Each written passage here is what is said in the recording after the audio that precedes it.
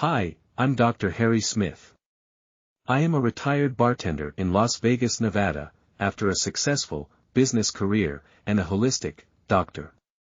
At 50 years old I decided to party till I retire, so I got a job in Las Vegas, after going to school, learning all the drinks, getting all my cards, joining the different unions. I became a bartender on the Las Vegas bar circuit, from 2000 till 2020 and worked all the arenas, in Las Vegas, in my time.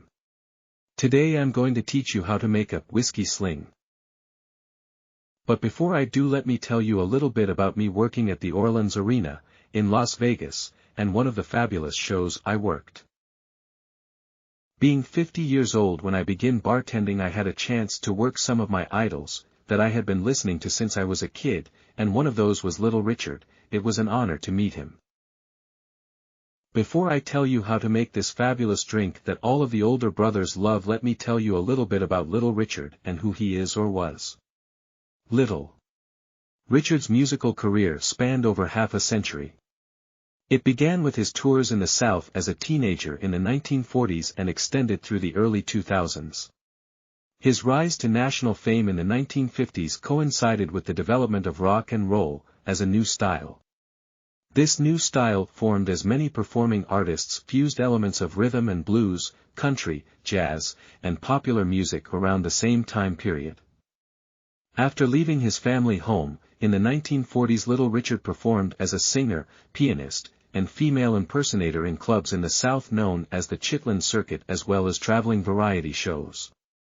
His performances drew on rhythm and blues and gospel styles. Little Richard joined the musical band called Buster Brown's Orchestra in 1949. He signed a recording contract with RCA Victor in 1951 and used the name Little Richard.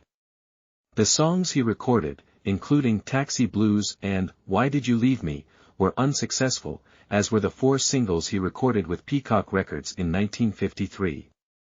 The raucous style of live performance that he cultivated with his bands the Tempo Toppers and the Upsetters simply did not translate into the recording sessions. Richard rose to national stardom when he recorded with Specialty Records. In a recording session in 1955, his performances were restrained. Then during a lunch break, he sat at the piano singing and playing a sexually graphic song that had regularly amused audiences in the South in the preceding years. Producer Bumps Blackwell recognized the appeal of the music and had another performer and songwriter, Dorothy Labostri, write less explicit lyrics. Richard recorded the new version of the song, accompanying himself on piano, in the last 15 minutes of the recording session.